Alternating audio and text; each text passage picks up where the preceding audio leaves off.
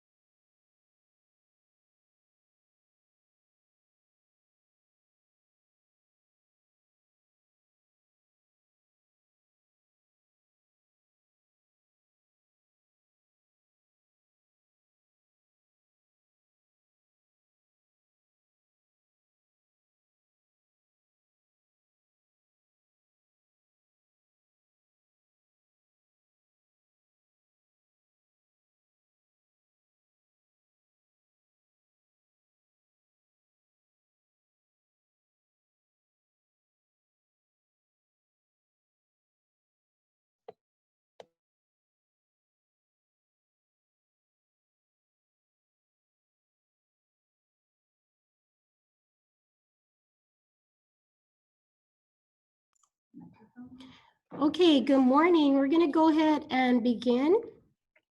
My name is Bertha Camacho. I'm an instructional coach with curriculum and instruction. And today we'll be covering Module 1, Basic Microsoft Applications.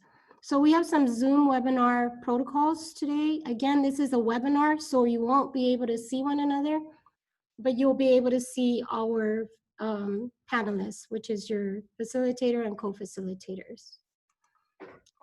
So please ensure your microphones are muted. Again, only facilitators and presenters are in your view. You can sign in on the Zoom chat box. Again, first and last name, thank you for doing this. We've already got 4 participants and we have your information. If you need to post any questions, do so in the Q&A section, which is located there on the bottom. This Zoom conference is being recorded.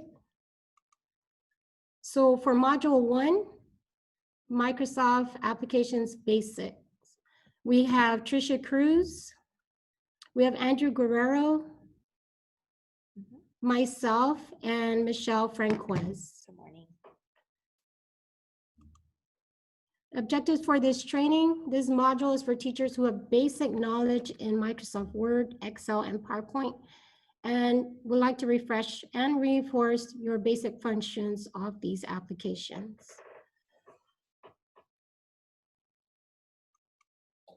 In a nutshell, refreshing our minds and reinforcing our knowledge of the basic functions of Microsoft applications that we may be expecting students to use for this upcoming school year. With everything going on, they're more than likely going to be using these applications. And as teachers, we need to understand at least the basic applications ourselves. Again, thank you for joining us. So by the end of this training, we hope that as teachers, we are able to identify the different purpose of each application, edit a document using Microsoft Word. And with Microsoft Word, Michelle Franquez will be covering that section. Creating class expectations PowerPoint, that would be Tricia Cruz, and creating a document using Microsoft Excel, we have Andrew Guerrero who will be covering that section. So before we begin, if we can get an activity going this morning. So if you don't have a sheet of paper, if you can grab one and something to write with. Our activity would be tying your shoelaces. Go ahead and grab your paper and a pencil. Think and list out the steps for the following. Tying your shoelaces. So did you hear about the shoelace that got coal for Christmas, Michelle? No, what happened with the shoelace that got coal for Christmas? He was on the naughty list. It Okay, so go ahead and list out the steps. We'll go ahead and give you a minute or two to do that. Try and think about those steps.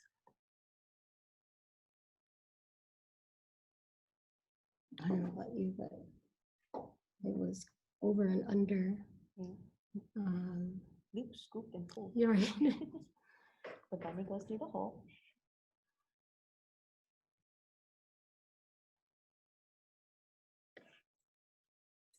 Okay. How are we doing?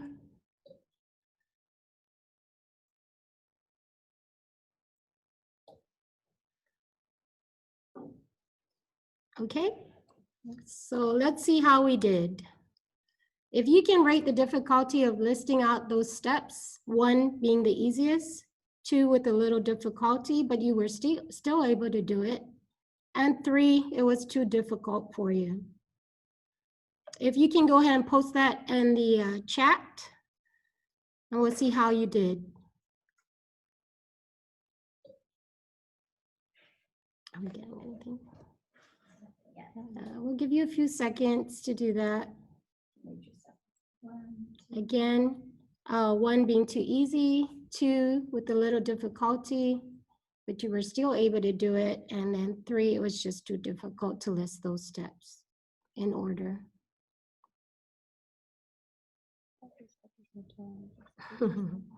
Over and under. Through the hole. Okay, go ahead and post your answers. 1, 2, or 3.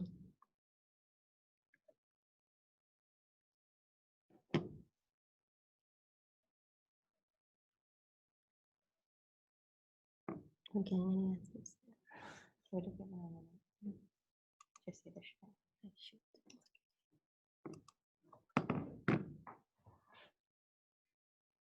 Hey.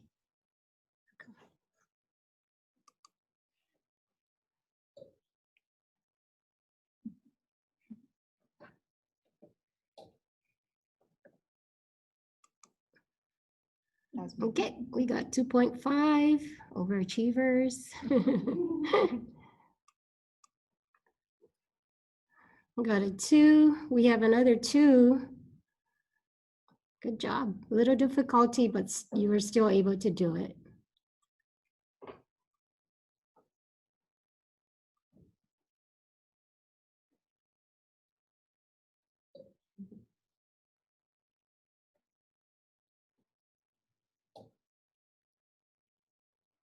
Good job. We got another 2.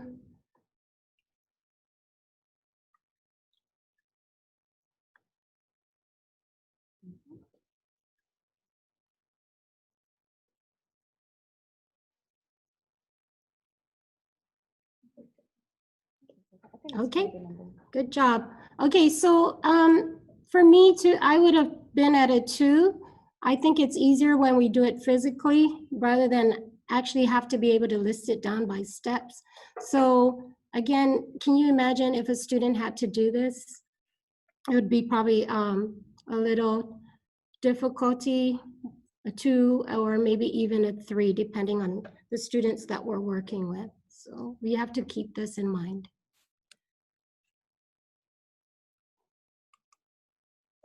So our food for thought, if we struggle to explain what we instinctively know, imagine having to explain it to a student where it is not common knowledge to him or her. Thank you for joining in on that activity. So again, here it takes a village to raise a child. With everything going on with COVID, we just want you to know as teachers, we understand where you are coming from. So just know that we're here for you and that if there's anything that you need from us, we're here to help, okay? So at this time, I'm going to go ahead and hand this over to Michelle Franquez, who will be going over your lesson for Microsoft applications, Microsoft Word. Okay. All right. Okay. So good morning, everyone. Again, my name is Michelle Franquez. I am one of the secondary instructional coaches. I spent 10 years as an English language arts teacher over at Ukudu High School. Go Bulldogs. I spent 5 of those years also teaching AP English. And so before we begin with the Microsoft Word, just to reemphasize what Berth was saying, is that we have to understand that for teachers, we use Microsoft applications every day to the point where we can instinctively do it. But the question is, in regards to our students and their parents and guardians, how fluent are they in the Microsoft applications? And so the benefit of this presentation, this module, is that you'll be able to resource or refer to this resource later on. And so you can have a guide to see how would you explain the most simple of the functions to parents and guardians, as well as the students. So thank you again for joining us today. And we will begin with the presentation momentarily. So here we go. Let's start with the basics. So how simple do we have to have these presentations or instructions when we are working with our students and teachers, or sorry, parents? Again, we have to emphasize that point that maybe not all parents or students are tech savvy. They may have smartphones and they may be able to check out iTunes or jailbreak their phones. But in regards to applications such as Microsoft Word and PowerPoint and Excel, how fluent or expert, their expert level is on these in terms of skills for these applications. And many of our kids are not that familiar or fluent with these applications. And so we're going to start with the basics. Let me just share my screen real quickly. All right.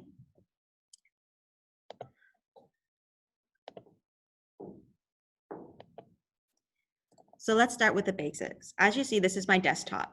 And again, we want our instructions to be simple, very straightforward. And we're going to start with looking for the start icon on the bottom left corner of the desktop. Now, with the previous Microsoft Office, operating systems, it was easy just to find it. Now for me, just being who I am, I pinned the Microsoft Office suite to my main startup window, but not many people know how to do that. So we would have to actually explain to our students how to scroll through the menu of programs and look for Word 2016. So we're gonna look for Word 2016 and click it open. All right. So now I'm gonna go back to my PowerPoint real quickly. So we were able to complete our first task, which was to find, here we go, which was to find the start task. All right, so we start with click the start icon, scroll through the menu of programs, and then we found our Microsoft Word.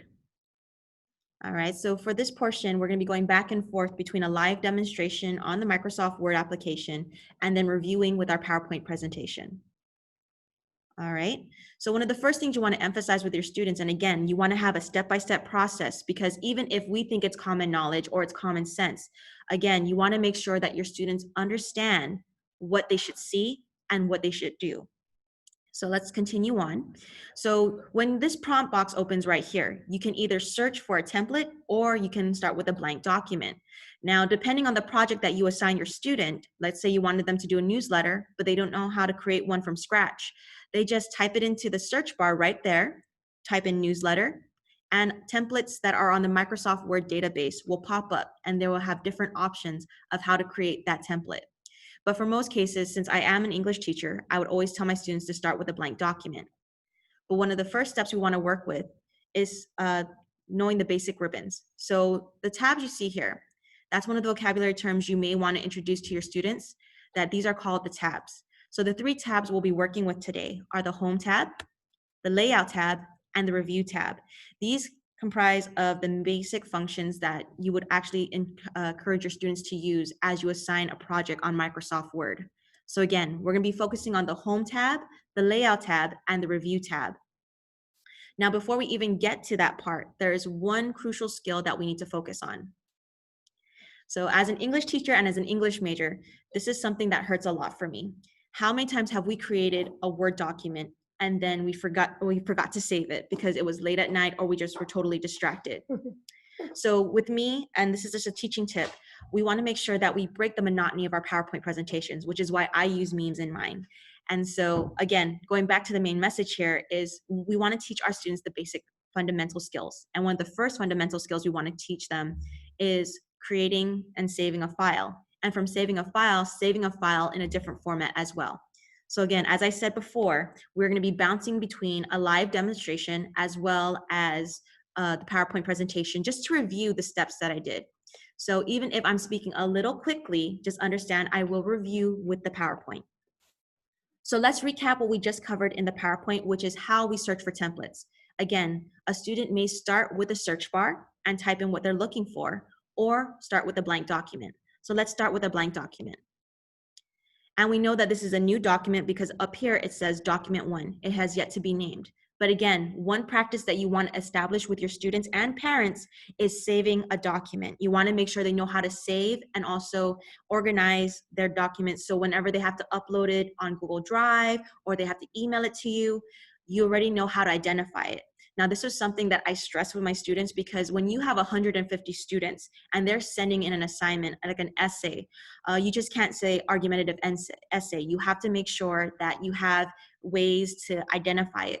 So let's go with the step-by-step process of saving a document. We're going to just say hello, just so there's something on the document. We're then going to go to the File tab, click on the File tab.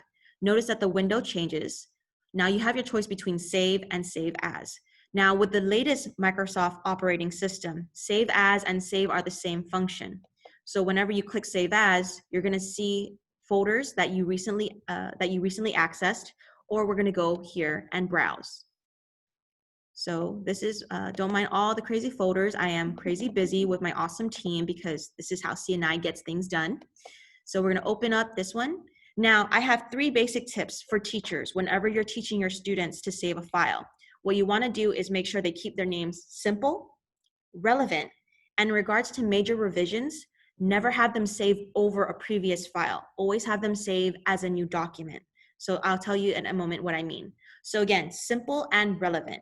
Let's say this is the Microsoft Word practice, but again, I'm one of many students, so I'm gonna put my last name. Now, in the event that you have a student who has, you have multiple students whose last name is Franquez or whichever, have them put their Franquez or their last name and then first initial. If they should have the same last name and same first initial, then have them spell out their name. Either way, you want to make sure that it's easy for you to identify. You may also require students to type in period 1, period 2, period 3, just so you can differentiate. So I use Franquez as my last name as one way to identify the student. We'll call this MS Word practice. And because this is the second time I'm doing this because we had a training session yesterday, we'll just call this Rev 2. Notice that it's already saving as a Word document in my designated file, Module 1 stuff, and I'm going to click Save. Notice now that the name of the document is no longer Document 1, but now it's Franquez MS Word Practice Rev 2. It may be a lot to say, but again, you want to have a practice with your students where it's easy for you to identify it. They have 6 teachers. You have 150 some students. You're going to need whatever it takes to organize all your emails and documents that they send your way. Now, as an English teacher, I did send out rubrics. I sent out important documents explaining projects, but I didn't want my students to manipulate it. Also, I required students to do projects on Microsoft Word that required them to put tables, images, headings, heading art or word art. And whenever they uploaded it, depending on the operating system, some of my students had Apple, and so something would get lost in that translation between the files and it would become distorted, meaning things moved around, they weren't aligned. So one way to protect your documents when you send it to your students, or one way to keep the format same, is to save as a PDF. So we're gonna follow the same steps of saving a file. We're gonna go to Save As. We're gonna go to Module 1 stuff because that's where I saved my document before. But instead of saving it as a Word document, we're going to save it as a PDF. Now, the PDF is basically a way where it freezes everything on the document, the formatting, the text, and everything. So it cannot be edited unless they have a program, but that's really advanced things. And if a student's going to go through that much trouble, I don't know. But for your sake and just for your protection, I would recommend a PDF, especially if students are dealing with images, text boxes, and just formatting where it's not a regular Word document. So I always tell my students to make sure that they keep this checked, and this option is open a file after publishing. This is their double check that they did save the file as a PDF. So when they click save, a new window should pop up, and there's your document. And of course, we only put one word, hello. So that's saving the PDF. Again, the importance of teaching students to save a PDF is in the event if they're using a different operating system, or you made them do a project where they had images, text boxes, you want to protect that formatting. And so save as a PDF so that everything is frozen in place and it will not be manipulated or edited in any other way. So let's go back to our PowerPoint. Like I said, we're going to be bouncing back and forth between the PowerPoint and my live demo. So we just did this. We created a file, we saved a file, and we saved a file in a different format. And again, when you're giving directions to your students, now for my students, they're dominantly visual learners, meaning you have to show them what to look for and show them what the end product is. It is important for us to know how our students learn best. And also when you are giving a presentation, you want to make sure that you keep your directions very succinct, very concise, and very simple. Not watered down, but just simple. And so when saving a document, I use a slide-by-slide presentation. So click on the File tab, click on Save or Save As. Again, with the most recent Microsoft operating system, they're the same thing. Choose the destination or the folder that you want to save the document in. And then, of course, save with a name that is relevant and simple, and again, relevant to the assignment. So again, just to emphasize that tip with revisions, as an English teacher, I had students draft up multiple drafts of their essays, but I didn't want them to save over only because what if they had something in that first draft that they may want to use in that final draft. So whenever they save their essays, I emphasize put draft 2, put draft 3, draft 4. Because then they know like, okay, I kind of like this in my draft 1, but I took it out in draft 2 and 3. Let's go back to my draft 1 and borrow it. So it's also teaching them how to protect themselves and also just keep record of their work in progress. And then of course, teach them how to use the drop menu. Again, you want to make sure that your directions and your visuals are very simple, and it really guides the parent and student into what they want to do or what they need to do. Show them how to save as a PDF. And there you go. So that was a recap of what we just did. Now we're going to move on to the Home tab on our Microsoft Word for this live demonstration. There are 4 things that we will be covering today on the Home tab, and that is changing the font color, the font face, the font size, and spacing. As an English teacher, of course, I teach them how to create and compose formal papers. That means following MLA and APA citations. And so this is something as teachers, it doesn't matter if you are English, math, social studies, or science. If you want to teach them how to write a proper paper, these are the things they need to be able to do when working with Word. So again, we're now going to go back to our live demonstration. I do have an article that we're going to manipulate in Word. All right, I borrowed this from the Guam Daily Post, and this is an article about that lady who led the police on a high-speed chase, AKA, take a left, Chet Lou. All right, so there we go. Now, I directly copied and pasted from the website, but for good reason. Notice that the font color is gray, it's Times New Roman, and also the size is 13.5. Now, if you had one of those rigorous English teachers who taught you about MLA format, you know that even though Times New Roman is one of the fonts for a formal paper, 13.5 isn't, and neither is a gray color part of MLA format. So again, we're going to teach our students how to edit the basic fonts in regards to a formal paper. So again, going back to this, I know that there are some teachers out there who are so fluent in Microsoft Word, but we have to think like our students. What if our student is not so fluent in Microsoft Word? So these step-by-step procedures that we're sharing with you today are just ways that you can also gauge yourself on how you would like to present to your students. So first step, we're going to highlight, that's click and drag the selected text, which is the entire article. We want to change it to black font. So we're gonna go to the font color. Now, one thing that I like to teach my students is how to hover over the icons. Notice that they use pictures rather than words because it saves space. But if they're not sure which function they should be using, hover the cursor over certain icons. And then a little prompt box is gonna pop up and it gives a brief explanation of each of the functions. So we want to change the color first, correct? Yes, we did. So we found font color, but we are gonna click on the drop menu and you will see the automatic pattern or palette of colors that are offered with Microsoft Word. Now notice as I hover over different colors, you'll see that the color temporarily changes the font, all right, or changes our text in our article. But we're gonna stick with traditional black. So we went from gray to black. Now still keeping our text highlighted, we're gonna change the font face now. Font face is also font type or just the font. So here we go. Click the drag menu. Now Times New Roman is MLA format, but APA also recognizes Arial. So let's look for the Arial font. Because it's one of the most recently used ones, it's right up here. But if you follow alphabetical order in the all fonts section, Arial is right there as well. So we're gonna click Arial. We now change the font from Times New Roman to Arial. Then we're gonna move on to font size. This is currently 13.5. Now I had students who like to test me and say, well, let's try 11.5. Let's try 12.5. I have written thousands of papers. You cannot fool me, all right? And when you look at 150 essays times maybe 3 1/4, you're gonna be able to tell the difference too. So we're gonna click the drop menu again next to the font size, and we're gonna choose size 12. And we have now changed to an MLA and APA formatted paper, sort of. We have one more step, which is spacing. Now, the reason why spacing is so important is because one, notice how kind of it's all a little cluttered together, so we can't really read it, and it does strain the eyes when you have to look at a screen for 150 papers. Or you may have only 10 papers, but they're like 10 pages each. So double spacing also makes it easier to read. And if you're gonna print these out and make hard copies, it also gives you that extra space so you can write your comments. So like we did before, we're gonna hover over the spacing icon. And there you have a brief description of the spacing function. We're now gonna click on it.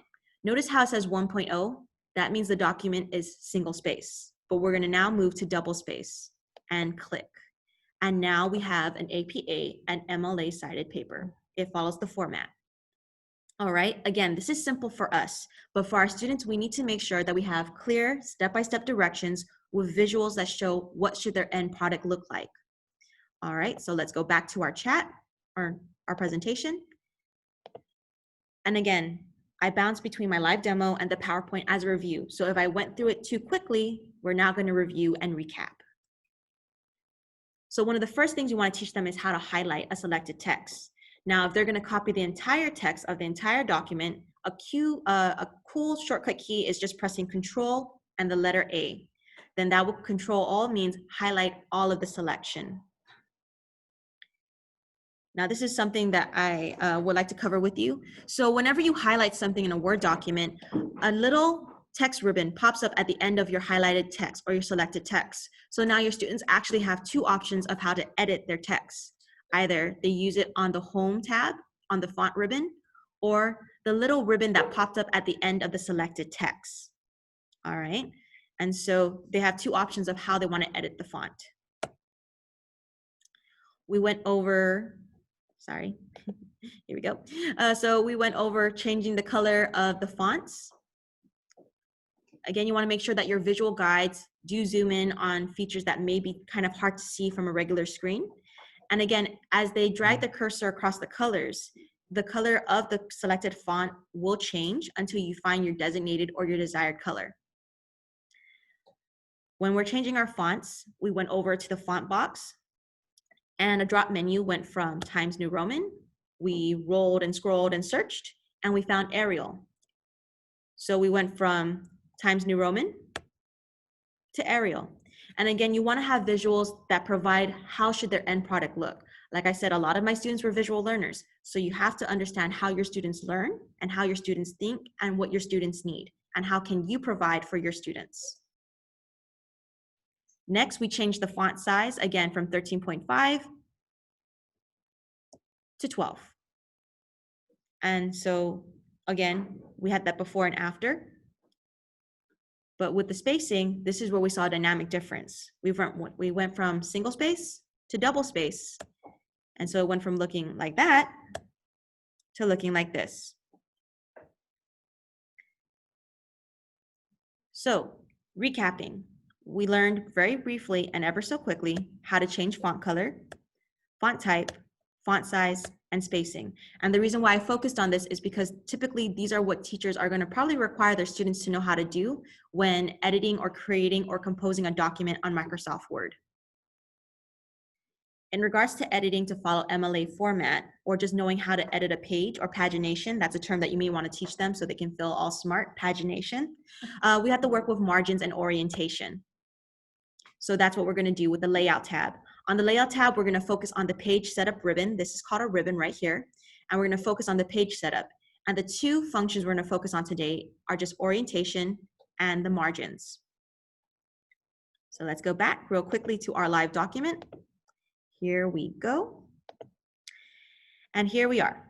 So we're going to zoom out real quickly so it's easier for you to see what we mean. So pagination is a term that refers to the changing or editing of an entire page. All right. So we're going to click on the layout and we're going to click on orientation. Now I know when we're folding papers, this is where my students taught me a little trick to help them. So with orientation, we have portrait and we have landscape. So my students, they said this was hot dog and this is burger. So portrait is hot dog and then landscape is their hamburger. Yeah. So when we zoom out just a little bit more, you'll see that the pagination or the orientation of our paper has changed. We went from hot dog to hamburger. And again, hot dog to hamburger. And if you have students like mine, they'll be fascinated with this function too. And please keep in mind, I taught high school. But again, we want them to feel that confidence. We want them to feel that comfort zone when they're editing their files, that they know what to do. Now, teaching your students how to change the orientation is important only because if you require them to do a timeline or a handout or a newsletter or a little flyer, they may want to use landscape over portrait or hamburger over hot dog. So let's go back to hot dog or portrait. Now, the reason why I do bounce between the two terminologies is because as a teacher, you want to work with acclimation and assimilation. Short story, you want to first use the terms they know, but slowly help them transition to the proper terms. So yes, in first quarter, I have a lot of students saying hot dog and hamburger, but by fourth quarter, my students are already saying, did you want this document in portrait or landscape, or is it open to whichever one we want? And that's your end goal with your students, to slowly assimilate them and acclimate them to the right terminology that they'll use later on in life. The next thing we're going to change is margins. Now, when you open a default document on Word nowadays, you actually go to moderate.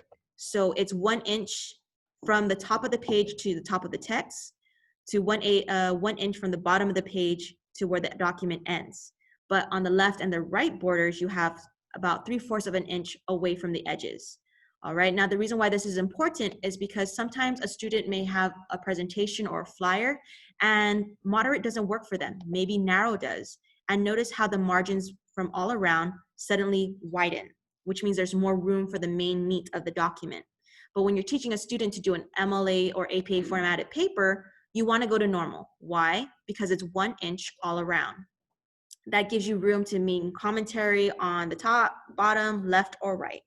So those are the two features that we want to cover in regards to the layout tab: how to change the orientation of the paper and the margins.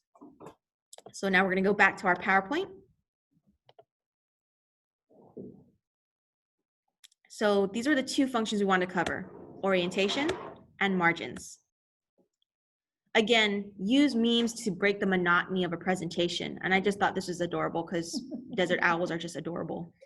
But again, acclimate and assimilate them to the proper terms: portrait and landscape. So again, we start off first quarter with a lot of hot dog and hamburger, but by fourth quarter, our goal is portrait and landscape. So again, you want to have step-by-step procedures that are very simple, straightforward, and easy to follow. Click on orientation and select either landscape or portrait. And then of course, we're changing margins. Click on the margins, or click on the margins on the tab. For this document, the margins should be set to narrow. Again, the default features are a little different with Microsoft Word. and then change the margins to normal. And that pretty much concludes that section of the layout tab. We're now going to my favorite tab, which is the review tab. And we're gonna focus on two ribbons. We're gonna focus on the proofing ribbon and the comments function, that ribbon. So let's go to this one right here. Again, we're going back to our live document.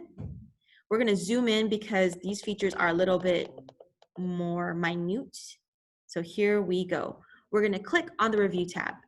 So if my grammar Nazis out there notice the red squiggly line, and I know you guys did, we're gonna fix that. So we have three functions here. Now, before I cover spelling and grammar and thesaurus, I wanna go over word count. Let's say you assigned your students to write a 500-word paragraph on their reflection on how it's been through COVID-19 or to introduce themselves. Now, for some teachers, they say, hey, don't we want our students to write more than 500 words, or isn't it okay if they do? When you teach your students to control the word count, what you're also teaching them is the quality of writing. If they only have 500 words to write there or express themselves, they're gonna have to make every word worth it. So you're teaching them how to create and compose quality writing. Now, word count counts over here. Now, if you look at the bottom left of the screen of the Word document, you'll notice that it actually has a count right there, 247 words. If you highlight a specific sentence, it will show you how many of those words count in the overall count. So that is 12 words in that sentence out of 247. Again, it may not seem like a big deal for most people, but again, if you want to teach quality writing, you also have to teach your students how to stay within certain limitations. So let's go over spelling and grammar, because I know some of my grammar Nazis out there are saying, can you fix that red squiggly line? I already know, okay? So you can either use the shortcut key, which is F7, or you can just simply click on the spelling and grammar icon right there, and you will notice that on the right, a new pane, P-A-N-E, pops up on the right. So we have our spelling one. Now it shows you what your error is right under the word spelling, and in the prompt box right here, or the text box, it shows you how can they correct it. Now you also have the options of either ignoring this error, ignoring all errors that are like this. You can actually add this error to your Microsoft Word database so it won't correct it the next time, or you can change it to the recommended edit. So the reason why this is important to point out is because if we're using place-based content, meaning we want students to research stories that are related to Guam. Let's say you wanted your students to analyze the story of Serena. Serena will get that red squiggly line under it. So you may want to teach them how to add that so that whenever they type in Serena or any other words from, that are culturally based, it won't show up with the red squiggly line anymore. But for the sake of today's presentation, this is a grammatical error. And so we're gonna change it right now. Notice since we corrected the grammar error, it says spelling and grammar check is complete. But here is a piece of advice. Although Microsoft Word captures majority of the errors in spelling and grammar and mechanics, it's not gonna capture everything, all right? I haven't seen anything as perfect as Microsoft Office 1997. That was the best program ever. Yes, I am a word nerd. And so going back to that, you want to teach your students to be very conscious and active editors in their own paper. You want them to be conscious writers. So teach them the tips of reading their paper out loud, or read their paper, walk away, and come back. So tell them it's okay to use the spelling and grammar function, just don't rely on it. So let's say that my student, we'll call him Juan Bernardo, okay? Let's say he didn't like that word misdemeanor. So he's gonna use the thesaurus feature to change that word to something that is synonymous or similar to the word misdemeanor. So Juan's gonna highlight misdemeanor. Now there's two ways to do this. Either he right-clicks, goes down to synonym, and you see a quick list of words and options he can choose. Let's say he chose offense, but of course, there's a grammatical error right there, so we're gonna change that to N. But what if he's not happy with offense? So we're gonna highlight that word again and click thesaurus. The thesaurus pane now pops up, and we now have an even more descriptive, detailed list of options to choose from. So let's say he wants to choose infraction because he wants to sound smart, because every student usually does this. They think by using big words with longer syllables, it's gonna make them sound smarter. Or better yet, let's do transgression. Okay, so we're gonna click the little arrow at the end of transgression and click insert. We're gonna change the N to an A, so each charge is a transgression. So now the word offense has been changed to transgression, and we're gonna close the thesaurus out right there. And that's how you use the spelling and grammar feature as well as the thesaurus. But now we're gonna use my favorite feature. We're gonna go to the comments ribbon. Now, not all our students will have internet access or consistent internet access. They might be able to access the internet once a week or go visit their uncle every weekend, but they won't have that consistent internet access. So what if they can't use Google Suites? Another option is to teach them how to edit and have a conversation with you via Microsoft Word. Now, this was something my students I use a lot. And what I love about this feature is, as an English teacher, I don't like to give those default simple revision words like good job or this is wrong. I like to leave detailed messages. Now, I get carpal tunnel when you have 150 essays to grade. And so what I love about this feature is that I can make my comments as long as I want, and my students will have all those details. But the point of this is I get to give them detailed explanations. This is wrong. This is why it's wrong. This is my recommendation. What do you think? So I give them that feedback, and my students are able to respond to that with these comments. So let me show you what I mean. Let's go back to the word transgression, and let's say that I know Juan Bonado very well. This is third quarter, and Juan Bonado does not use transgression in unusual conversation. So I'm gonna highlight that word, and I'm gonna click new comment. And with comments, you don't have to it's not just one word. You can highlight a whole paragraph, you can highlight a whole sentence. It just depends on what the comment is geared towards. And again, it's not just correcting feedback, it's also very supportive feedback. So if I feel that my student did a great job in a paragraph, I will highlight that paragraph and say, wow, this is an amazing paragraph because you did this, because you did that. So again, you can have that critique that's very descriptive. But notice when I click comment, this popped up right here. Please make sure that before you start doing editing or documents like comment threads, you make sure your name is here. I had one teacher who had done some comment threads and they didn't have a very nice name there. So please make sure you just use your professional name or first initial and last name. So here we go. I'm gonna type in the way I usually do this with my students. I say diction. Diction is word choice and I wasn't happy with it. I'll say Juan, try another word. This does not fit the theme of your paper. Okay, so I leave that comment right there. Press N, and that's pretty much it. Then I click anywhere else.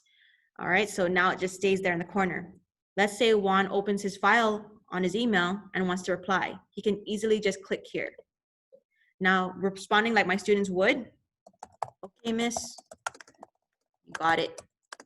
So one other tip I would recommend is making sure you have expectations. So you tell your students if they're going to respond to feedback, make sure it's something relevant, or make sure you set your rules and boundaries. What are they allowed to type, what they shouldn't be typing, and everything. What I would like to also go over is right here. So I'm going to hover over my comment and I'm going to right click. Notice with the drop menu, you have reply to comment, delete comment, mark comment as done. Now with my students, I teach them not to delete the comments, only because with 150 papers, 150 students, and I don't know how many edits and comments, I might forget what I had that student change. So whenever a student addresses a comment or changes something, I try to make sure that it's embedded in their mind, not to delete the comment, but to mark the comment done. What happens is that now the text is grayed out, which means it's been deactivated, which means it's something that's been taken care of already. Again, it's done. Now, what I like about this feature with the comment thread is that in the event the student does not have constant access to a computer, let's say they have to print it out before they leave their mom's work. If we leave comments over here, notice that the margin of the paper is now more narrow. That's because it made room for the comment threads. So when you print this out with the comments, when they print out, you will see the comments. And so the students will be able to still see what the dialogue was between student and teacher. And that's why I like this feature. I like this feature because I can have a conversation with my student via Microsoft Word through the comment threads. And again, it's one of those very detailed opportunities where you don't give them a basic 2-word feedback. You give them details of how they could improve their paper or whatever else you need to edit. All right, so let's go back to our PowerPoint real quickly to recap what we just did. So again, our goal was to review the proofing functions and the comments functions. With spelling and grammar, the shortcut key is F7, at least for PCs. And I know it's a little different for Apple. And then again, do not have your students teach them not to rely on the grammar and spelling check feature. Tell them, like, although they'll catch most of it, it's still their job to reread, revise, and edit. They might catch something that the Microsoft Office Word did not. When it comes to the spelling pane or the spelling and grammar pane, again, you can choose to either change an error, ignore it, or add the selection to the Microsoft Word database. Again, if you're doing a lot of place-based learning, meaning a lot of the resources are very local, you know there are going to be words and last names that pop up. Okay, if the student's name, for example, is LaGuardia, it might pop up as LaGuardia as a default correct answer. So you want to make sure you teach your students how to add certain words to the database so that it doesn't always show up as an error. Then we have our thesaurus. Now, the great thing about this feature that I would recommend, if you're dealing with students who need to really develop their vocabulary, teach them how to use the thesaurus feature, only because you will teach them word diversity, you'll teach them synonymous words, it even shows them antonyms if you actually go through the feature a little bit more. So again, you highlight the word that they want to find a synonym for, or a word that's synonymous to their selected word.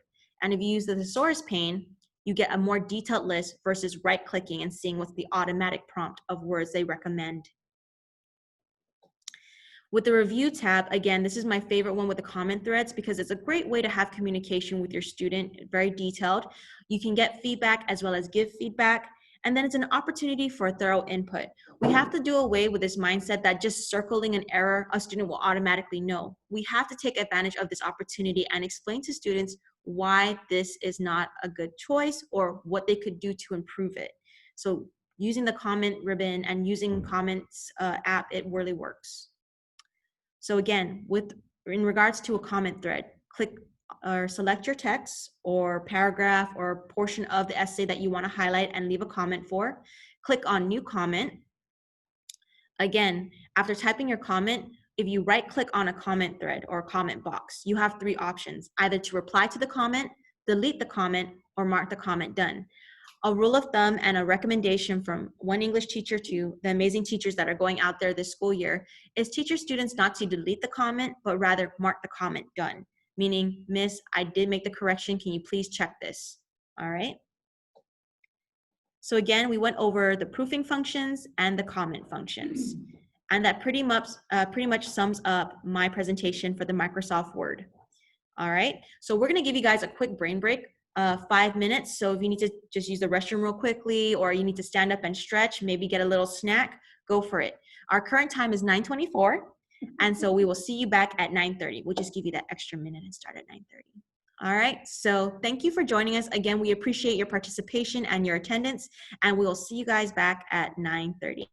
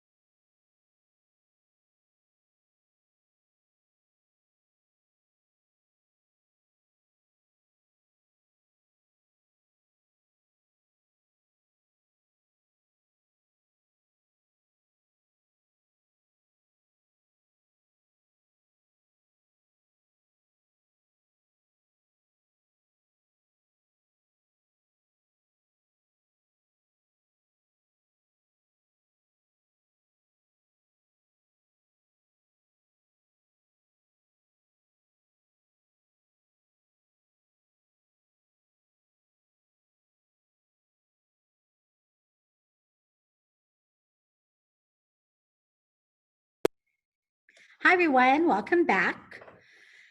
My name is Trisha Cruz, and I'm one of your elementary instructional coaches. I'll be going over Microsoft PowerPoint today. Here we go. So let's be real, right? When you hear you're going to a training, a webinar, you're already preparing yourself, bracing yourself. Oh no, it's going to be death by PowerPoint, right? So a lot of times, even if everything is so prepared, sometimes the information might be really very overwhelming. The content is just way out there. It might be really long. This kind of tends to happen. You know, we're human and that's okay. So, two things we want you to keep in mind when you're creating a PowerPoint is to your target audience, that's one, and the other one is your focus or your purpose.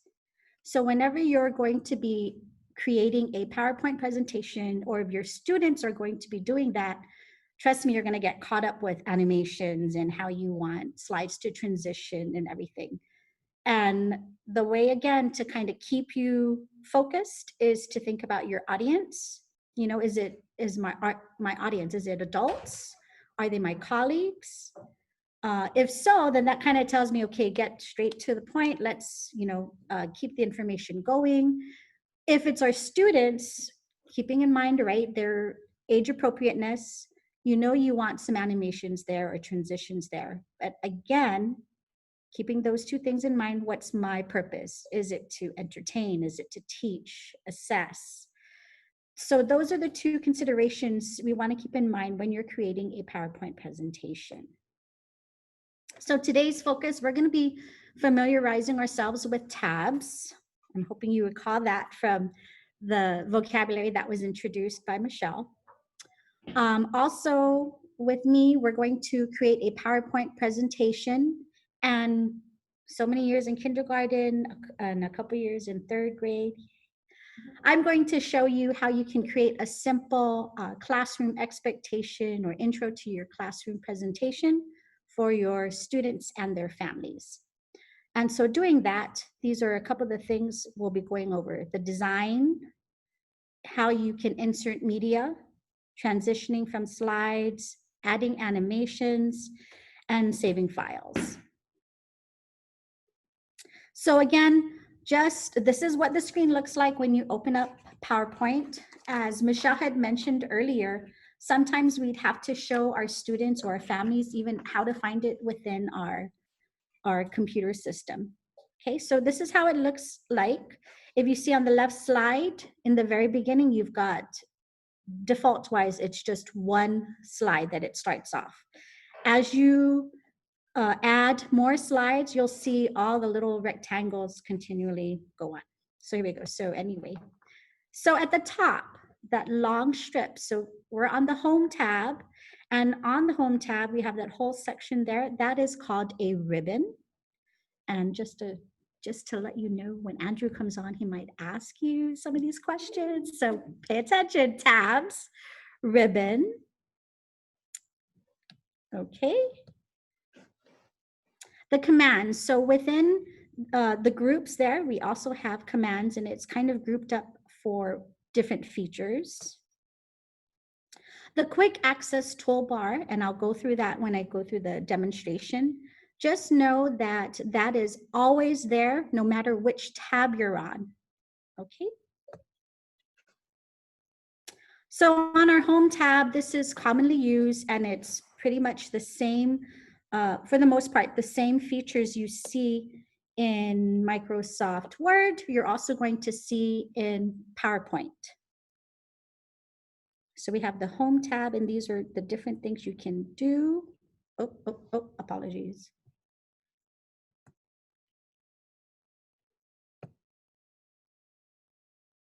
The Insert tab, this is the fun tab, one of the fun tabs in PowerPoint. So this is where you can add different things, different types of content to a slide. This would even be the place where you can insert a new slide. And you'll see in my demo that there's different ways you can insert new slides, but this is where I would be going for because I'm going to be using a template. The design tab. So if you're, no, you might have not have been in the elementary presentation last week, but sometimes, right, we get caught up when you're trying to, especially elementary, trying to pick out even just a simple font, a font color, or a design. We get so caught up in it because it's like going shopping. There's just so much to choose from. If you get stuck in that, remember those two things, right? Okay, who's my audience? You know, how attractive do I want it to be? And what's my purpose? Those two things will kind of help you make your shopping go along a little faster. Okay, so this is the design tab. We have the transitions tab. I believe it's only in PowerPoint, so you'll see this tab. And this will help you add in a feature of how your slides move from one to the next. So if you see on this one PowerPoint we have here, it's like a page flip. We got that from this transitions tab, okay? Also, only in PowerPoint, you'll find the animations tab. So this is where your content, you can either select how it enters the slide when you're presenting. You can, when it's there, if you click on it, you can add, you know, a little emphasis there. Maybe we should make hands like that. Or it could be on how your content is exiting the slide. So this is the animations tab. We have the slideshow tab. Again, this is one of the few tabs you'll only find in PowerPoint. And this one here, this will help you as far as navigating your presentation. So you can, if you're going to present, do I want to present from the beginning? Do I want to present from a current slide, or am I going to be presenting from online? So this is what this tab does. The review tab, very similar to what we saw in Microsoft Word. So this is an important tool. I'm hoping I can demonstrate it here, but in PowerPoint, sometimes that red squiggly line, man, sometimes it's not, it's a little more subtle here. So before you close out, you want to ensure that, you know, you go through, like Michelle said, right? We want to have our students practice reading their content, or us ourselves practice reading the content, because there might be some things that our spell check does not pick up. And then we have the view tab. This is just similar to how it is on Microsoft Word. This is how you're viewing for yourself. Okay. Going a little further. Sorry, it's cold in here. The file, it's not quite a tab, but we're going to consider it a file tab. This is where you would open up either a new or an existing PowerPoint. This is where you can save, share, export. And then there's also additional PowerPoint options here. This is what it looks like. Again, you could select a blank presentation, or you can go ahead and choose from the many different templates that are here. Also in here, again, like I had mentioned, right? Michelle kind of demonstrated this as well. This is where you could actually open an existing presentation. You can see all the stuff that we were working on. And then this is where you would go to save it. So we'll go over saving and how you can save as a PDF as well. Additional PowerPoint options are here. So especially when we're going to print, I'm hoping we'll have enough time and I can share with you, you know, the different ways you can, the different options of printing your presentation. So going through the demonstration, we're just going to select a theme. We'll add some content, insert a picture, put in a transition and an animation. We'll discuss saving and printing. So while I do a little bit of, while you give me a moment, you can stretch your eyes, look away from the computer, get it to here, close this out.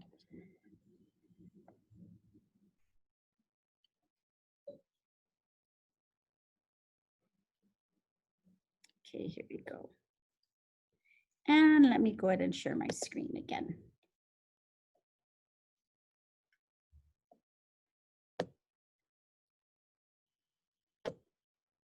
Okay, so again, I just opened up PowerPoint. On the left, you'll see all the recent things Trisha's been working on, right? And then here we go. So this is where you can kind of go shopping. So you can take a look at all the different available templates that are here. They, as you'll notice, right, sometimes you can get caught up with which one do I want? Man, I don't know. But for this purpose, I'm going to try and keep it simple. We're going to use what's called the badge template. So I'm just going to click once, click. Okay. When you click once, you'll even see that there's different choices with color schemes, right? There's a yellow, a blue, a green, and different choices that are here. So I'm just going to stick to this yellow, click on create, and then it's already kind of formatted, somewhat formatted for me. So this, as Michelle had shared earlier, I have not saved or named my presentation just yet because it's real general. It just says presentation 2. So this is the title bar, and we'll be saving that in a bit. As I had mentioned earlier, here's our quick tool. The quick tools are up here, and there's a save icon. When I start doing different things, you're going to see this arrow pop up. And I've first heard this from Andrew. This is the magic button. This is the undo button. So if you're doing something and you kind of get lost, don't fret. You just click on that undo button and it'll just take you back one step. Okay. And then right beside it is a refresh tab. There is also a, from my presentation, right? This can tell you how you're presenting. This little arrow here, when you click on it, you can scroll through it. These are different quick tools. If you want to add it up to this quick toolbar, you'll just click on it and it'll add it up on your quick toolbar access. So that way, no matter which tab you're on, it's right there for you. Okay, so I started to open this up and I'm going to title this, I'm just going to say welcome to 3rd grade.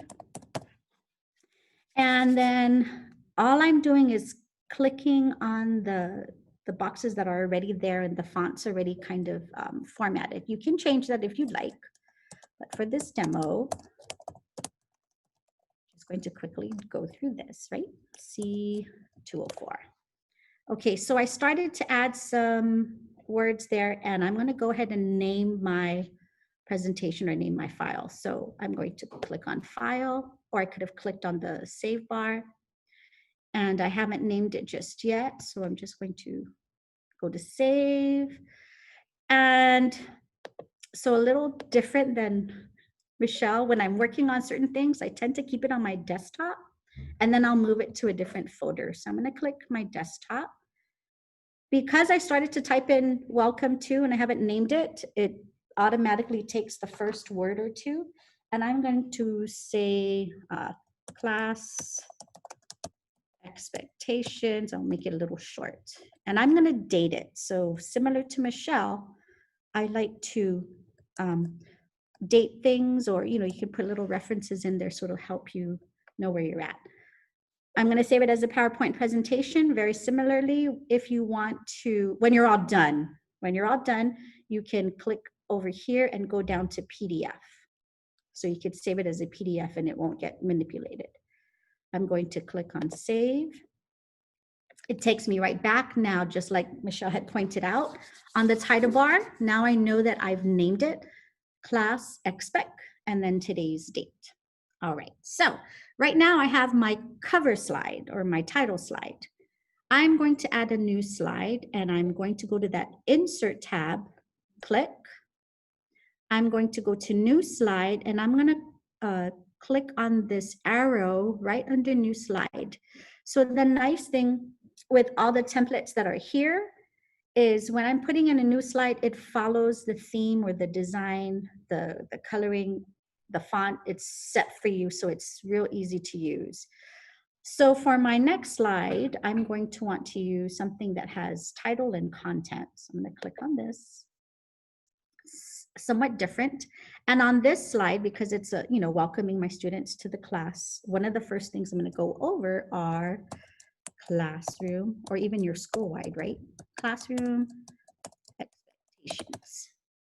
And then I'm going to click on this bottom, the content area, and I'm going to type in our 3 rules. Be safe, be respectful, and be responsible.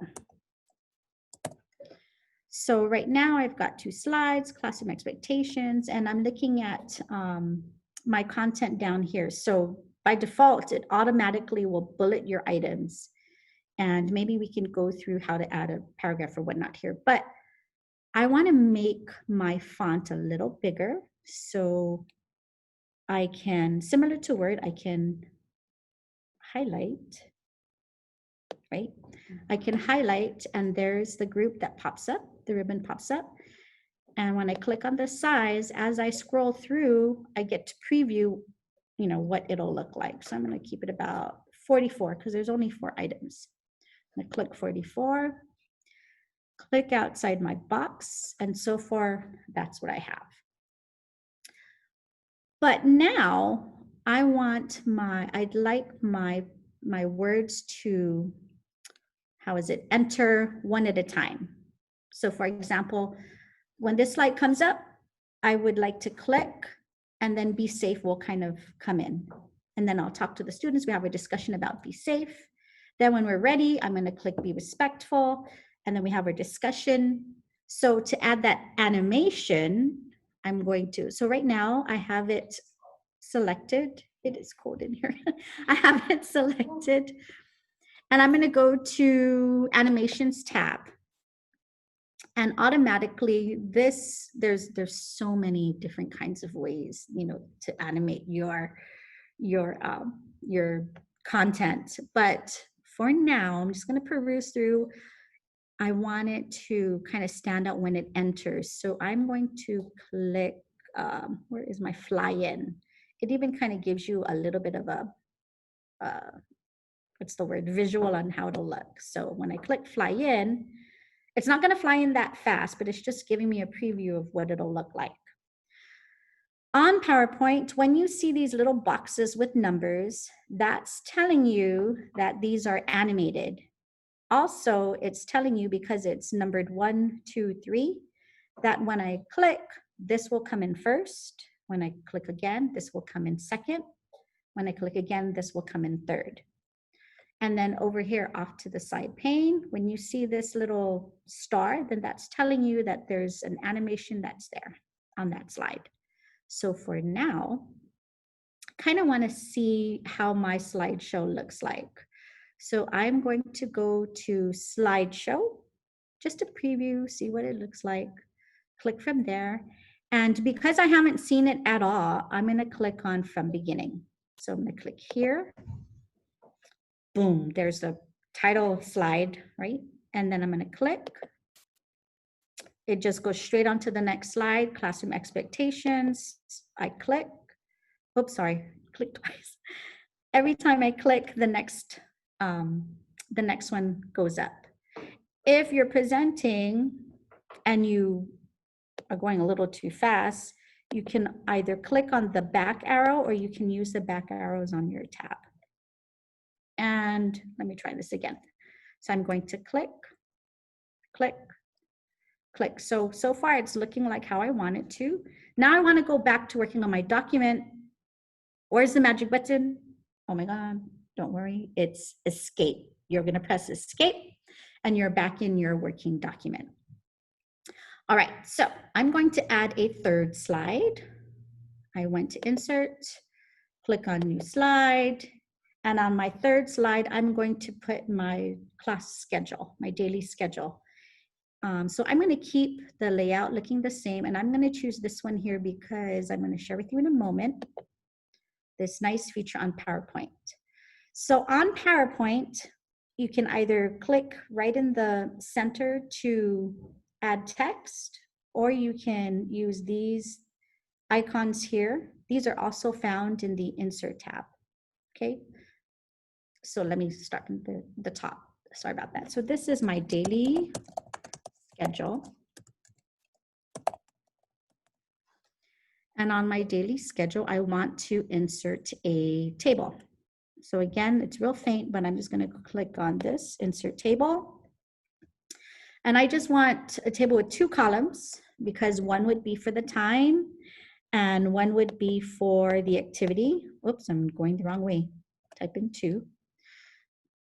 Number of rows, I'm going to put 5 for now. Click OK. And the really nice thing is when you're inserting it from here, again, it matches. That's important to elementary teachers, right? We like all the matching. So this is my table. And of course, at the header or the top here, I'm going to highlight both. And I'm going to right click. And I want this to be centered. So if you look here, here's the alignment area. I'm going to click on center. Also, oh, here, let's just go ahead and start here, right? Did I click in there? So this side is time. And Microsoft PowerPoint also kind of assists you because it'll, it usually, what's the word, kind of suggests best type of color schemes together. Activity. Let's keep it as misspelled for now. See, like the red squiggly is there. It's just real faint. You could barely see it. So at 7:45, for example, they're going to enter classroom and prepare work area. Then at, what did I do? 8 o'clock. To have my script so I can try and stay on task here. 8 o'clock, flag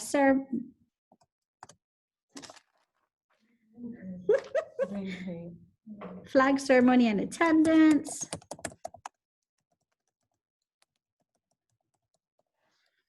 And then by 8:05, we'll start our morning meeting. So different ways for you to go from cell to cell. You can either click in the box or you can click the tab and it takes you to the box right beside you. Then I'm going to do 8:30. We're going to start our reading. And as I look at this, oh, see, I have 2 spelling errors. Great. So I look at this and I'm going to be like, oh my gosh, I don't have enough rows. Different ways you can do this. So a feature that I found and I like rarely use is up here, and they're on each of our Microsoft applications. You'll find it in Word, in PowerPoint, and in Excel. So right here, it says, tell me. You just start typing and it'll kind of assist you. So I want to tell this, I want to, look, it already, oh, it's recently used even. I want to insert. And then I'm just going to go here. I want to insert a row below. Ta-da. So that feature is really nice. You can kind of tell it when you're having problems or you're getting lost, you can go in there. I'm going to go ahead and highlight this, right click, and my insert is over here. I'm going to add another row below. So I have reading starting at 8:30, and then let's say 10 o'clock is recess. You can go back and add in your gaps of time or your time parts there. And then by 10:15 is maybe math. Okay, so I have a little bit to kind of start off with and to demo, right? So here's our table, and I want to bring in the size of it. So there's different ways you can size on any of the Microsoft apps, actually. Again, when I see the dots around the table, then that's telling me this is what I'm going to be manipulating. If I want to go back to my title, I'm going to click on it, and then there's the 4 dots. So this is telling me that, oh, you're going to be, whatever you're typing is going to go into your title. So I'm going to go back to my table here and just kind of hold down the mouse and drag just to kind of bring it in. And then I'm seeing, maybe we'll highlight this column, right click. I want to bring this closer to the other side. It gives me more of an idea of the table. So it's going to look something like this. You can play with it, you know, change the different fonts if you'd like, but we can get caught up in that. So far I have my beginning slide, class expectations, and the daily schedule. On this slide, I'm not going to add any animations because it's just a table, but I'm going to add a transition. So when I transition from classroom expectation to daily schedule, I'm going to let's just add a transition to all of them. So on my first one, I'm going to go into transition, and this is how it'll kind of open up. And I'm going to follow my shape because it kind of follows the, what's the word I'm looking for? The design here. Can we do that one more time? Animations. Oops, transition. Click on shape. There it is. And then for this next one, transition. Maybe we'll let this one kind of split. Oh, it's still on my first. Sorry. Transition, shape. For here, there we go. Transition, just to add something to this poor slide because it's going to be a little by itself. So I just did a push on it. So I'm going to go ahead and just save as I go and go to my slideshow, play from the beginning. Oh, that was cute. See, follow their little shape. I'm going to click on the arrow. Click, there's be safe, be respectful, be responsible, and then it just kind of transitions to the next slide. Okay, so far I'm liking what I'm doing. I'm going to put one more slide. This time around, we're going to talk about our reading groups or our reading goals. So I'm going to insert, new slide, click on there, and I'm just going to go straight to the title and content. So here we're going to put reading goals, and you'll see why I'm choosing reading in a moment. And for reading goals, we want to do what is our classroom goal? What is our group goal? And then what's your individual goal? We're going to talk about these things as a class, and then let's make this text box. I'm just kind of resizing it so I can see it a little better. I'm not sure if you caught what Michelle did, but down here on the bottom right, there's this little scale or slide, if you will. And I want to make this just a little bigger so I can see. And if you're like me, getting older with glasses, we can use all the help we can get. So there's my reading goal slide, and I'm thinking, oh, let's make the font here big. Let's select this. Oh. And let's make this larger. I believe the last one we did was at 40. And maybe we'll change the font here. We decide maybe I'm wanting to change. Let's go with Arial. Okay, that looks cute. It's missing something. So I want to insert a picture. So just for a demo, trying to keep it as simple as possible. Trust me, if you let the students get into this, they're going to get so caught up in changing fonts or adding all those different animations.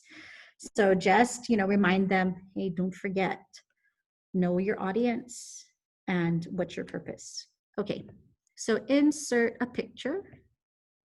So you'll need to have your picture uploaded and ready, or at least remember where you put it or what it's saved under. Here we go, reading clip art. So I'm just going to take this one. By the way, so the original, what's the word I'm looking for? Person who created our PowerPoint slides is Frances Balahaja. So just shout out to Miss Frances. So sorry, if you noticed when let me just do the back button. So originally when I inserted the picture, I went to insert, I looked for it, and then I clicked on the picture I wanted. It comes in and I'm looking at it thinking, gosh, that's kind of small. So something to keep in mind when you're going to resize an object, you want to try and pull from a corner so it's still somewhat in proportion. So I'm going to go to the bottom corner, just hold it down and drag. And I'm thinking, okay, that looks big enough for me. Okay, so we added in a picture. And let's go ahead and add in the same thing as well, right? An animation with our word. So we're going to go to animation, fly in. Okay, so that all came in at the same, at different times. And I'm going to save my file. I'm just going to save as I continue because unfortunately, like Michelle said, if you do things and you just close out, yes, there's a pop-up that will say, did you want to save before you close out? Please click save because everything, you would have lost your work. So I saved it. I'm just going to preview from the beginning. Oh wait, slideshow, sorry. From the beginning. Okay, clicking away, classroom expectations. I'm just going to kind of be on the lookout now for some spelling errors. Let's see if there's any spelling. Oh my gosh, what was I thinking? Activity, oh my gosh. So this is reminding me I need to do a spell check. Okay, or even before you print, spell check. Okay. And I'm going to go ahead and escape. So the review tab. On this review tab, I'm going to go to spelling. So I saw that there was a spelling error and I want to see if that picked any other. Oh, I'm still on my. It's not coming up. Zoom. There we go. So I want to see if it picked up any additional errors. So there's activity, as Michelle said, right? You have these three options. And of course, we know that we want it to be, it even suggests active. And I want activity and I'm not seeing it. So I'm just going to change it, but it's saying active. I'm gonna go back, active, B-I-T-Y. Now I want my spell check to resume. So I'm just gonna go click back over here, spelling. It did find another one, resume my spell check, and it found another one, morning meeting. So I wanna change it to meeting. Change. Then you'll see a pop-up that comes up to say that it's checked everything and it's complete. Click OK. You're back in your PowerPoint presentation. I'm trying to think if there's any other biggies I wanted to go over. So we used a template, went through different things to do as far as creating your slides. Some key points. You want to try and keep your colors contrasting. So always using templates that are out there. It's great because that helps you. As you'll notice, a lot of our presentations, we try to find a real soft or plain kind of background because all the animations and the font will dress it up. Bullets, you want to try and keep your bullets to maybe no more than 7 on a slide. So if you have lots of bullet points, either split it or you can do it on different slides. Okay, almost done. Let me save that again. Now just to go over printing. So if I wanted to save it as a PDF, again, I'd go through the same steps, but we can actually do that now, right? We'll just save as. If I click save, it's just going to save it the same way as a PowerPoint. But now I want to go to my desktop and I'm going to change it to a PDF. So what that does is it's actually going to show me my PowerPoints. And then this is kind of what it'll look like. Okay. It PDF'd it as your slides. Okay, let me close this. See where I'm at. Okay. And what else was it? Printing. I'm going to go over to File, Print. Again, there's many options. So being here at CNI, we are on the network, and something to be careful of, because I know some teachers too, if you have printing access, oh, please take a look at which printer you're sending it to, because you don't want to be at, you know, one school and it goes to another school. So this is where, and it's happened, right? So this is where you're going to look for to see the printer you have access to. Here under settings, you can either print all your slides, you can tell it to print, oh, I just want to print slides 2 to 4. Other options are you want to print the full page of slides, printing 1 slide per page. If I click this, here are the other options. There's a notes page, so you can actually add notes to your PowerPoint, to your slides. You can, and if I click on it, it'll actually give you what it looks like. This is the outline. So it just kind of shows, everything's condensed, right? On the outline, if you're printing it as an outline. You can click 1 slide and it's on portrait, or you can click, you can also print by 2 slides, or here's 3 slides. And if that's usually what we see, right? So there's different ways that you can print it out. Right, and yes, saving paper. So there's also the 6 slides on 1 page. So this one here allows you to take notes. These are, again, all the different options on PowerPoint. Let me see, how are we on time? Do I still have time? Oh, really? Okay, so I have some time. So if I may, let me, where is my, you can give me a minute, or not even a minute. Let me just stop share. I am hoping I can share some things that Frances Bella just shared with us. So let me prep that for you. You can rest your eyes at this time. Okay. Oh, something to, let me, if I may, shout out to Miss Cassandra from Matcha Now when she was all the way at LBJ.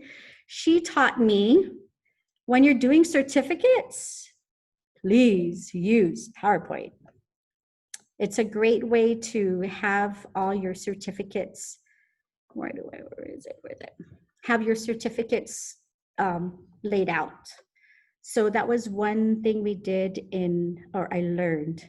Are you seeing my screen? Yes, you are. Okay. Slideshow. Not from the beginning. I wanted to share friends. Yeah, here we go.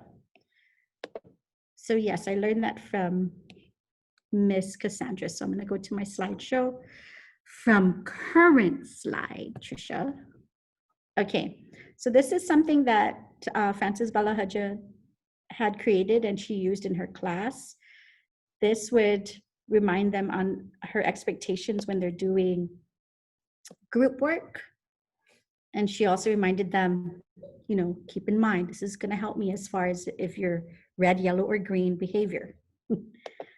You can also use PowerPoint. So she added in, all she did here was she used lines across. So it looks like your loose leaf paper. You can also use it so you're giving them some more expectations or feedback. Again, this is what she actually used in her class. Okay, you can remind them to skip lines, or even maybe how they're putting their names. I'm trying to move this so I can see how they're signing their names. This is a cool one. So you can tell your students, and you can time this on PowerPoint. You're going to share with them, okay, get your pencils out ready. And all I want you to number it from 1 to 5. Get ready to solve these problems because I'm not going to control it. Once I click, it's going to start. And I just click once. So they're writing 4 times 6, 3 times 7. Yeah. So it just goes through. So it's just another way you can use PowerPoint. Again, you can go ahead and show them how they can use by flipping your paper. And she did the graphics herself on PowerPoint. See, she's so advanced. So if you like some assistance with stuff on doing it like this, contact myself and I'm going to contact Miss Fran, or you can contact Francis. Okay, so those are just different things you can do with PowerPoint. So a little activity. Can you go ahead and just in the chat box name some kind of activity or something you can create using PowerPoint? And I think I gave you some suggestions earlier.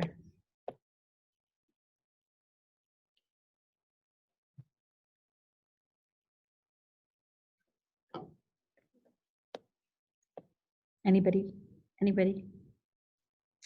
What could you use PowerPoint? So again, as I had mentioned, you could use it for worksheets. Yes, definitely. Oh, yes. And I just figured out that that's better. Career portfolios. Jeopardy. Awesome. Jeopardy. I used Jeopardy. Cool. That took forever to do. For notes. It was worth it. Certificates, yes. Ah, yes, adding music. I would have to seek Francis's help on that. But yes, you can add music. And when your students, let me stop sharing. When you share it with the students as well, I'm going to share with you. If I can get out of this one. We're okay on time?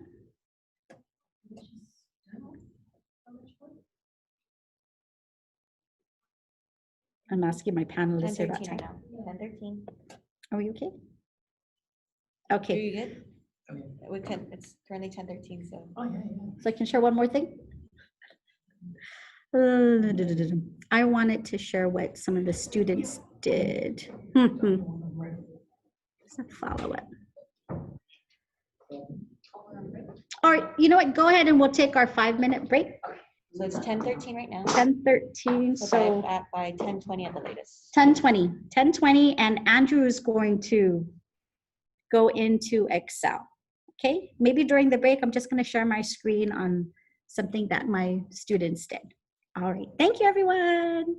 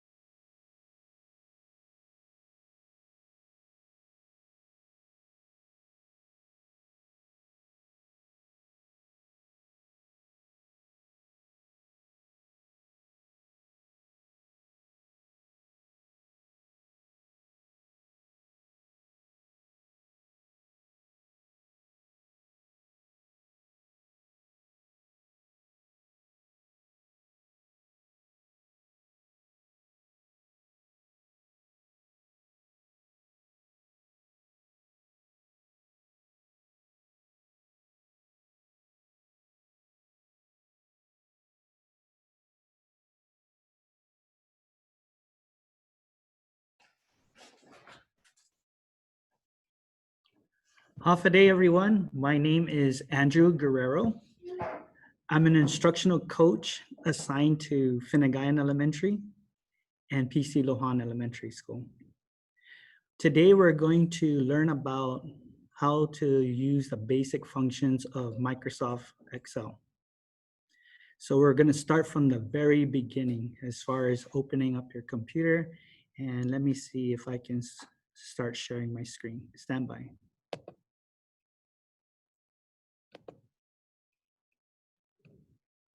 All right. So just like every computer within GDOE, we should have the same system. It should be Microsoft Excel 2016. So there are a couple of ways to find when you log into a computer where to go. So one way that I would, if I need to find, I can type in Excel. And usually by the time I start typing a few letters, it'll pop up and you'll probably see it here. So if I click on it, it will open. That's one way. And it'll look just like that. Another way that we can find Microsoft Excel is by going through your start button. Right, here's your start button, you click on it, and then you'll see it pop up over here on the right. So if you need to look further, I know it's down here under Excel, under the letter E, you can click on this also. If you right click on it, you can pin it, you can unpin it. So for mine, it's pinned over here on the top right, but if I unpin it, it will disappear whenever I have it pop up. So I like to pin things, and this is one way that I would probably use it within my classroom if I were to use it all the time. And if you have other programs, you can just pin it here so you don't have to scroll all the way to the bottom, but usually it pops up. So I click on it, and when it opens up, you'll see a lot of different ideas of how to use Microsoft Excel. You can create you can create calendars, you can create weekly attendance. So it has basically some startup for you to utilize. But since this is just the basics, we're going to click on the top left, which is usually a blank workbook. So I'll click there. And this is the screen that you will see in Microsoft Excel. What we're going to do is we're going to go over all the features here. And hopefully by the end of this training sessions, you'll feel comfortable when utilizing this program. So we're going to start from the very top, and we're going to talk about this area. So when I do trainings, I like to ask questions to try to get people involved. And if you have an answer, you can type it in the comment sections. And if you have any questions, you can also ask that. And hopefully I'll be able to respond to you with your questions. So does anybody know what this area is up here? What do we call this area?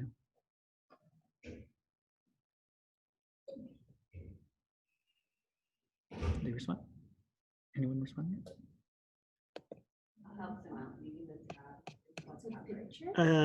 This area here.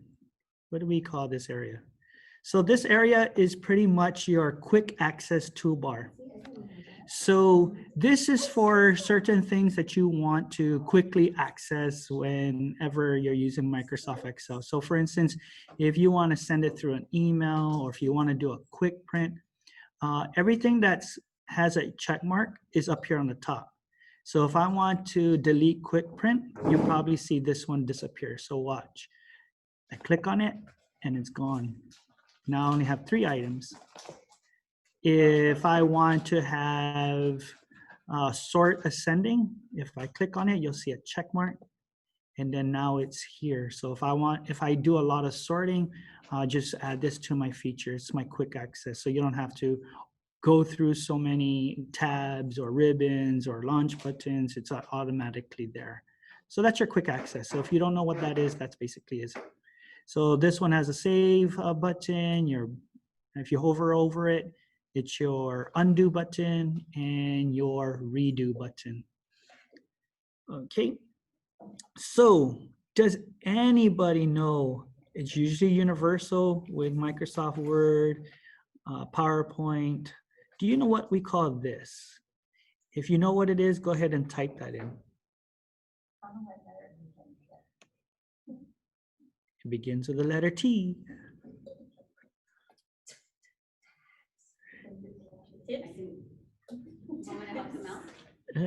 Did anybody respond?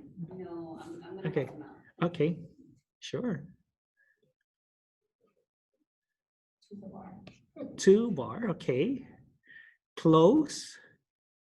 Try another one with the letter T.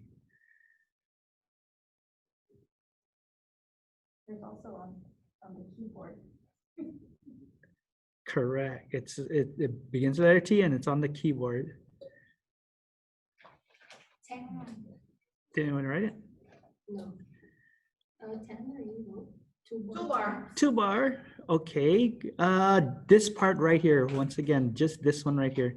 The reason why I'm asking this question is because we did present it earlier, and I know this is just the basics, but it's just a review. And the more you understand the name of it, the easier it'll be when you start to teach it to your students. Because when you start to teach it to students, you want to be on the same page so that they go from one teacher to another. We are all in the same page. And you know, with communication, if they have troubles, they can communicate explicitly what they're talking about. And it just makes life a lot easier on both the teacher and the students, and especially parents, especially if they're trying to help them at home. This is one thing you definitely need to know. So if you haven't answered it, this is what we call tabs. So great. If you type that in, awesome. These are what we call tabs right here. And once again, this is called your, what would you call this? I explained it earlier. Menu bar, close. It begins with the letter Q. Anybody? There you go. Correct. This is your quick access bar. You are correct. This is your tabs. This is your quick access area. So within these tabs, if I were to click on it, you have different options for you to utilize. Under page layout, you'll see that it's different. Does anybody remember what we call this area? What do we call this area? So underneath the tab, there's this area. What do we call this area? It begins with the letter R. Anybody? Yes. yeah. All right, awesome. And it is called ribbons. Yay. All right, cool. So awesome. I'm glad you're engaging in this. The more you're engaged, the better you're going to understand everything that's here. So yes, these are what we call your ribbons. Now, under the ribbons, because there's not a lot of real estate within this program, they have small little small squares here at the bottom. If you hover your cursor over it, you'll see that it's highlighted. This is what we call the launch button. So once again, this is your launch button. So for instance, I am working on fonts. And yeah, as you can see, it gives you a limited amount of what's there, but if you hover your cursor over it and you click on it, it launches more features. And that's why we call it a launch button. You're now able to choose what kind of font you want, the font style you want, the size of the font that you want. So this is called your launch button, and you can quickly just press cancel and it'll clear. So once again, these are your launch buttons. Now, not every ribbon has a launch button, only certain ones. And if you hover over it, you're able to access it. If it doesn't have it, then you don't have any other features. So once again, quick access toolbar, your tabs, your ribbons, and your launch button. Now, there's one feature that gave me a little bit of a problem earlier when it first came out, but I was able to play around with it and I was able to figure what this one is. So a lot of you may find that if you click on this arrow here, things will disappear. All the ribbons disappear. And so if you click here, it's not going to show you. And that was one of the problems I had when it first came out. I was like, where is everything? So what I did was I just click here. And now here are all my ribbons. Now, if you look, that it's not an arrow anymore. This is called pin the ribbon. It's like you're trying to pin it so that it doesn't move. So if you see this, click on it. And now everything is here. I can access it if I need to. So once again, I click there, everything's gone. Where did it go? I just click anywhere. I can click here, and now all my ribbons are here, and you click on the pin the ribbon, and now it's stuck. All right, so before I get to this area, I want to go over the items that are down at the bottom. Here at the bottom, you have what we call different folders or different worksheets. So what I like to do is with Excel, you can have unlimited amount of sheets, worksheets that you would like to utilize. If I want more, all I got to do is just click on the plus and it'll add as many as you want. So with here, sheet 1, sheet 2, sheet 3, you can give it a name. If you click on sheet 1 and you right click it, this will pop up. And if you click on rename, you can now call this a reading. Say, for instance, you want to create a class roster, and you can import students from PowerSchool into Microsoft Excel. So you don't have to keep typing the names, but that will be later if we do have more of a enhanced or another level of playing around with Excel. I can go in depth with this. Again, these are my sheets. If I want to rename it, I have to hover over it, right click, scroll up to where it says rename, click on it, and then now I can name it math. So now I'm a little bit more organized on what these sheets are. So here on the right side, you will see you have an adjustable toolbar where if I want to make the cell smaller, or I can make it I can enlarge it. So I like to just keep it in the middle. It seems to work for me, but how you want to utilize it is up to you. Here we go.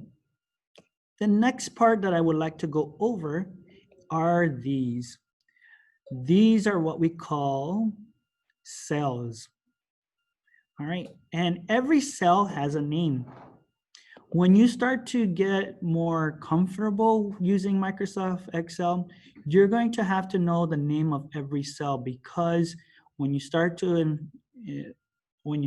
input formulas, it's going to ask you which cells and what commands. When you give it a command, you're going to have to type in the cells that you want it to do. And I'll go over that later. But for now, I just want you to understand that these are what we call cells. So for instance, this, if I were to click here, now you'll see that this is highlighted and this is highlighted.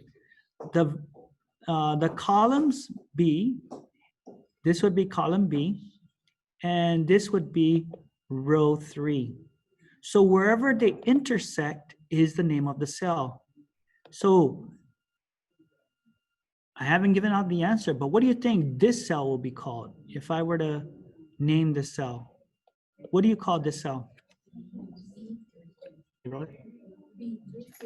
Oh. What do we call this cell right here? You're using the intersections of this column and this row. So this is called B. Awesome. Yes, this is called B3. So this row is B3. Right?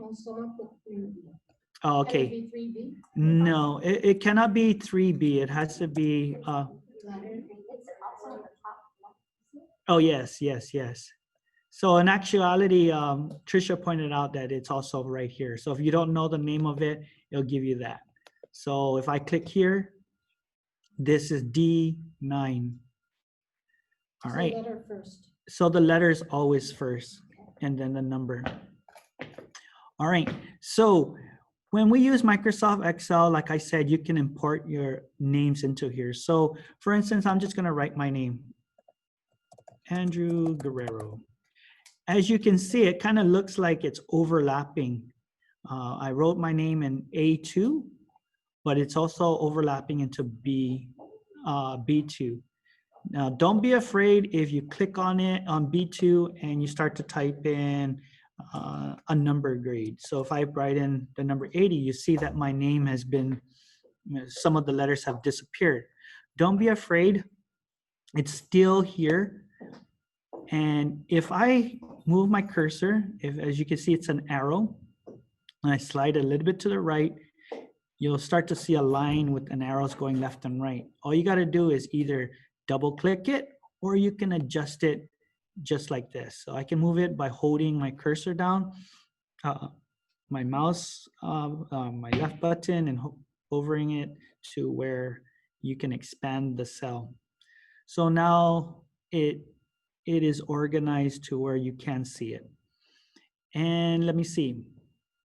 So I'm just gonna write a couple of names within these boxes. I'm gonna write Zach. All right, I'll give him a grade of 100. Then I'll see Henry, and I'll give him a 75. Now, with this feature here, a simple thing that you can do if you have students in your class, you inputted their names and you want to put in alphabetical order. All you got to do is just highlight. I like to highlight everything, so it just grabs it. And if I want to put this in alphabetical order, all I have to do is highlight all the cells and go up to home. Is it home? And then down at the bottom, you will see or actually to the right, you'll see sort and filter. But I also have it here as my quick access. I can sort it from A through Z, because usually I keep it that way. So I can click here, or I can click here in the ribbon.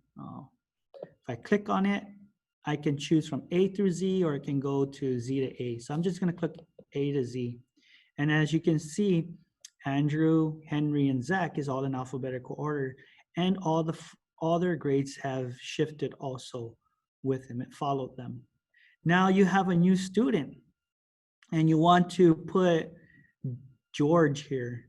So all you have to do is click on the row of 3, and the whole thing should be highlighted. Once it's highlighted, I'll just right-click, and I can choose the word insert, and now I've inserted a row above it. So now if I want to add George, I'll give him a grade of 50, and now you have your class list with, say for instance, score from their quiz or their homework. So that's one of the features that you can do with Microsoft Excel. Now I forgot to show you about multiple cells. I did talk about single cells where every cell has a name. This would be D8. But when you start to do formulas and you want to, say for instance, do some sort of formula that deals with this area with multiple cells, you would have to give it a name of the function that you want to do. So for instance, if you want to add a function, you want to add everything, and you give it a command, what you would have to do is you first have to know the name. So you always go with the name on the top left, which is D8. D8 all the way to the bottom right.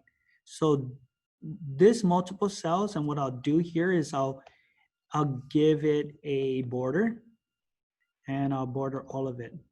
So from here, D8 all the way to G12. How do I write that? You would write it just like this. It would be D8 colon, that means 2 G12. Sorry, G12. So this is how you name these cells. When you're trying to do some sort of formula, you would have to know what multiple cells you're trying to choose from. So always from the top left to the bottom right, right? So now I know Trish has mentioned something about your savior. So when we start to add formulas and you have everything all set, even I do make mistakes, and my savior would be the save button. So since I never saved it, all you have to do is press file. You can press save as. And what I like to do is I like to save it on my desktop. Just because I'm new to it, I want to make sure that I highlight desktop because that's exactly where I want it to be. And then I will name it demo 2, since I already have Andrew's demo. When I write the word demo, I know that I used it for training purposes. So as you can see, it's under desktop. And then the file name I gave it is demo 2. And then I'll press save. It should be, if I were to minimize my screen, you'll see that demo 2 is there. And then later on, I can just take it and throw it in the trash can if I don't need it. But let's go back to demo 2. So now that I have it saved, if I type something, if this is something that is solid, I really like everything, there doesn't need it to be any adjustment, and I start to type in certain things, or somebody came in and started to just mess around with their computer, I'm not gonna panic because then I have my quick access toolbar here. So if I need to undo it, I'll click there. As you can see, this cell disappeared. Something here doesn't look right. I'll just press the back button again because this is my savior. You also now have a redo button. So that means you can go forward. If I click on that, it's there. I click on it again. My other item that I typed in is there too. So I like to definitely have my save button here for quick access. I love the back button, or what we call a undo button and a redo button.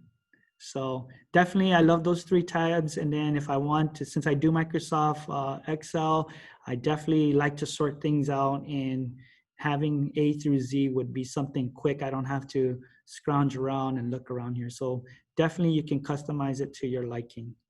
So that brings us back to where it's 10:45. I know we end at 11.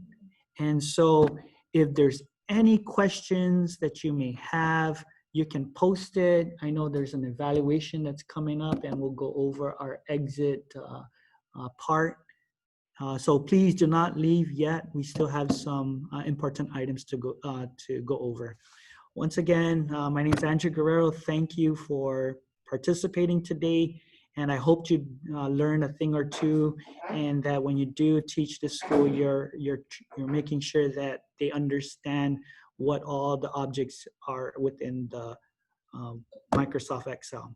All right, good luck for the school year.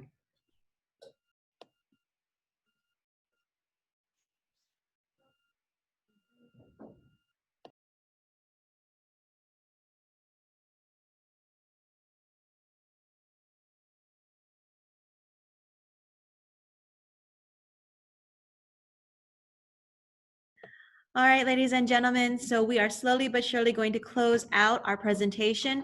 Just know that everything that we presented is not just for the benefit of the teachers, but also for the benefit for our students and their parents. Again, just be familiar with the terminology, keeping directions very simple and straightforward. In the chat, please keep your eyes peeled out in the chat as we will be adding the link for our evaluation just to see how well we did in presenting our information and sharing some helpful tips and just little tricks here and there in regards to Microsoft Word, PowerPoint, and Excel. We are very appreciative that you guys made the time to join us. And so on the screen, you should see all four of us. Again, Trisha Cruz and Andrew Guerrero are our elementary instructional coaches. They're two of our amazing instructional coaches from the elementary team. And then Bertha Camacho and myself, Michelle Franquez, we are part of the secondary instructional coach team. So if you have any questions in regards to the presentation, what was shared today, please, by all means, feel free to email us if you have any further questions about what was presented today. And if you have any more questions or concerns, or maybe there are some topics that you would like for us to maybe create or try to build up training for, please, by all means, feel free to email this Curriculum and Instruction Division. They go by Candy, C-A-N-D-I, Curriculum and Instruction. So CANDI@gdoe.net.